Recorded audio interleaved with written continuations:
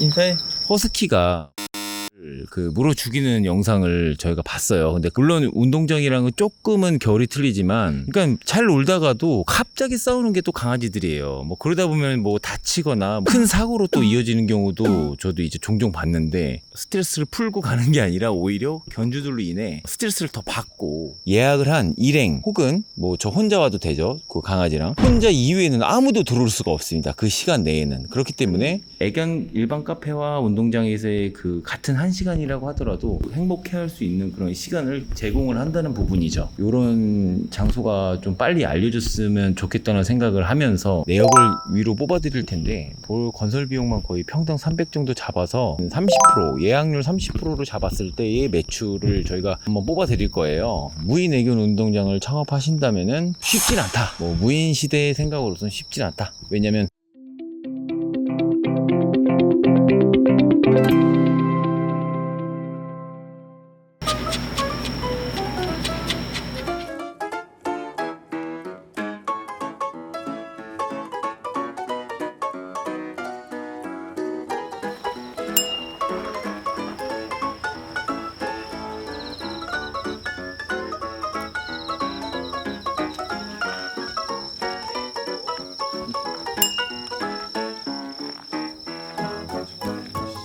네, 안녕하세요. 무인시대 무인맨입니다. 오늘 여기 위치한 곳은 화성의 멍스케어라는 이제 무인 애견 운동장에 저희가 와 있습니다. 제가 사실은 반려견을 기르고 있거든요. 바로 시바이누 두보기를 기르고 있는데, 사실 저는 애견 카페나 운동장을 상당히 많이 가고 자주 갔던 견주 중에 하나예요. 근데 그런 카페를 가다 보면 전문가가 없어요. 강아지를 돌볼 수 있는 전문 그런 인력들이 배치가 안 돼 있는 곳이 대부분이고, 그로 인해서 뭐 사건 사고 이런 게 많이 발생하는 거를 볼 수 있을 거예요. 저도 마찬가지로 워낙에 다양한 품종과 견종, 그리고 수많은 이제 성격과 견종들이 틀리잖아요. 뭐 습성도 틀리고 자란 환경도 틀릴 거고, 그런 수많은 강아지들 속에서 물론 적극적으로 노는 강아지들도 있을 거지만, 제가 겪어본 경험으로는 대다수가 그렇지 않다. 어쨌든 견주가 잘 놀 줄 알고 해서 왔지만, 그런 내성적인 강아지나 짖음이 심한 강아지들, 뭐 낯가림이 심한 강아지들, 뭐 이런 강아지들은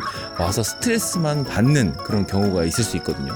이거는 뭐 제가 직접 경험해 본 바입니다. 그렇기 때문에 그런 전문가가 없는 그런 애견 운동장이나 카페는 제가 생각하기에는 정말 유치원에 교사가 없이 아이들이 그렇게 교사 없이 운영되는 그런 장소라고 저는 생각을 하거든요. 오히려 이제 강아지들은 이제 말이 서로 잘 안 통하기 때문에 워낙에 또 그런 변수들이 많이 발생을 한다고 생각을 합니다. 그래서 제가 이 무인 애견 운동장에 앞전에 한번 이용을 한 적이 있어요. 쇼츠로 영상에 한번 올라갔는데, 제가 찾던 정말 좋은 장소이지 않나 싶어서 소개해드리고자 이렇게 오게 됐습니다. 그러니까 말 그대로 무인 애견 운동장은 무인으로 운영되고 제한 시간 내에 시간 단위로 이렇게 예약을 할 수가 있는데, 예약을 한 일행 혹은 뭐 저 혼자 와도 되죠. 그 강아지랑 혼자 이외에는 아무도 들어올 수가 없습니다. 그 시간 내에는 서로 성격이 잘 맞는 강아지들, 이웃집 강아지가 될 수 있고 내가 키우는 강아지들이 여러 마리다. 그럼 그 강아지들끼리 정말 여기서 재밌게 보낼 수 있는 그런 장소라고 생각을 해서 저희가 오게 됐고요. 소개해드릴 내용이 참 많은데, 일단은 두보기와 왔으니까 재밌게 놀면서 설명을 해드리도록 하겠습니다.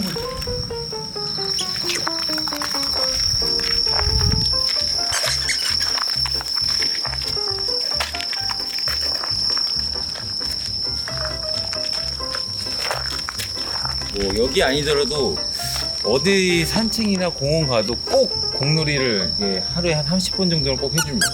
이게 되게 활동성이 많은 아이라서. 여기 오면은 이렇게 눈치 볼 필요 없이 자유롭게 가능하고요. 여기는 그리고 특히 여기 화기 사용이 다 가능합니다. 네, 화기 사용이 다 가능하고, 먹을 거 뭐 배달도 가능하고, 그래서 뭐 1시간, 2시간, 3시간 일행들끼리 와서 그렇게 대관을 해서 정말 그냥 자유롭게 눈치 볼 필요 없고 싸울 일도 일어나지 않고 그냥 정말 편안하게 즐길 수 있고, 그리고 여기는 현재 위치는 대운동장, 그리고 저 건너편이 이제 소운동장인데, 대운동장 같은 저쪽은 이제 70평 정도라고 해요. 두 개 다 동시에 대관도 가능합니다. 뭐 대관 요금은 제가 화면을 띄워드릴 텐데, 요금은 일단 여기 대운동장 같은 경우는 1시간에 이제 4만원, 네이버로 예약하면 좀 10% 정도 할인이 된다고 하고요. 소운동장은 1시간에 25,000원 뭐 그 정도 되겠습니다. 그래서 보통 이렇게 자유를 만끽하고 놀 수 있는 그런 장소라고 보면 돼요.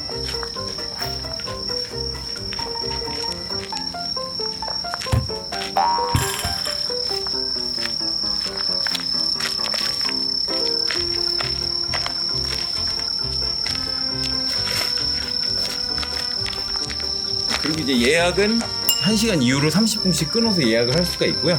네, 지금 일단 두복이랑 잠깐 놀아주고 앉아서 쉬고 있습니다. 뭐 오래전에 된 영상이긴 한데 뭐 많은 분들이 보셨을 거라 생각을 하지만 애견 카페에서 허스키가 포메를 물어 죽이는 영상을 저희가 봤어요. 근데 물론 운동장이랑은 조금은 결이 틀리지만 그래도 약간 그런 강아지들 사이에서도 사건 사고가 굉장히 많이 일어나는 곳이 이런 공공 장소라고 생각을 합니다. 저도 애견 카페나 운동장을 그 전에 많이 다녀왔는데, 그러니까 잘 놀다가도 갑자기 싸우는 게 또 강아지들이에요. 뭐 그러다 보면 뭐 다치거나 큰 사고로 또 이어지는 경우도 저도 이제 종종 봤는데, 그렇게 되면은 이게 아시다시피 견주들끼리의 또 싸움이 될 수가 있어요. 자기 강아지는 원래 안 그러는데 니네 강아지가 싸납지 않냐, 뭐 문제가 있다, 원래 안 그러는데 서로 간에 이제 이게 있단 말이에요. 그래서 저도 그런 상황을 숱하게 많이 봤고, 두복이도 이제 시바이누 특징이 이제 살짝 깨물면서 노는 그런 특성이 있는데, 그런 특성을 가진 또 시바이누랑 틀리게 소형견들은 또 그거를 받아들이지 못한단 말이에요. 뭐 그런 것들, 모든 강아지들이 다 애견 운동장에 와서 행복하고 스트레스를 풀고 가는 게 아니라 오히려 견주들로 인해 스트레스를 더 받고,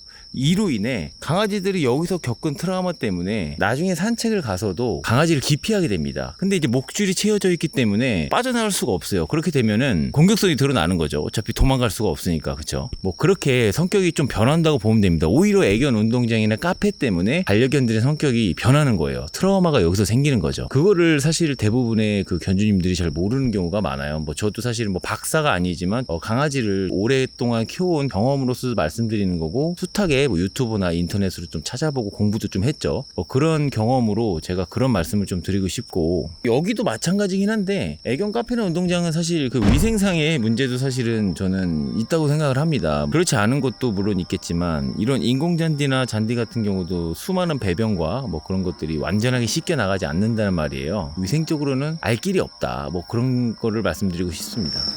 뭐 이 수영장 체험 한번 해볼까요? 겁이, 시바이누가 원래 겁이 많습니다. 이쪽은 이제 홀인데 보시면은 음료수나 먹거리 얼마 없긴 한데 이제 강아지 용품들, 그 역시 무인하면 이 키오스크가 빠질 수가 없죠. 네, 그리고 여기 보시면은 이렇게 사장님이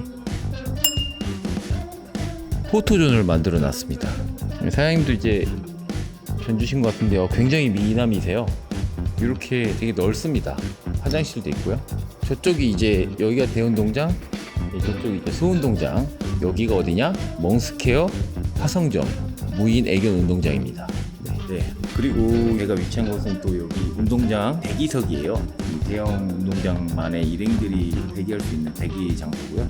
이곳은 또 좋은 게 뭐 한여름날이나 이제 뭐 겨울날 같은 경우는 덥거나 춥잖아요. 그러면 이제 잠깐 열심히 놀다 보면 또 탈진이나 뭐 탈수나 이런 현상이 또 있을 수 있기 때문에 잠깐 와서 뭐 일행들이 밥이라도 먹거나 강아지들도 좀 쉴 수 있는 뭐 그런 공간도 이렇게 마련이 되어 있고요. 기본적으로 이렇게 장난감이나 이런 것들도 지금 마련이 되어 있어요. 뭐 장난감이나 터그놀이 할 수 있는 뭐 그런 것들도 비치되어 있고, 물그릇 밥그릇 다 비치가 되어 있고요. 저는 여기를 추천드리는 이유는 저희가 무인시대 채널이라서 그런 게 아니라 진짜 말 그대로 이렇게 눈치 볼 거 없이 촬영도 하고 두복이랑도 좋은 시간도 보내고, 이게 혼자만의 시간을 정말 보낼 수 있는 게 애견 일반 카페와 운동장에서의 그 같은 1시간이라고 하더라도 아이들한테 정말 임팩트 있는 스트레스를 정말 풀어줄 수 있고 행복해할 수 있는 그런 시간을 제공을 한다는 부분이죠. 이런 장소가 좀 빨리 알려줬으면 좋겠다는 생각을 하면서 제가 이렇게 영상을 또 찍게 됐습니다. 저희가 한바탕 또 쉬었으니까 또 나가서 한번 또 놀아봐야죠. 또 이게 시간이 또 돈인 곳이기 때문에. 네.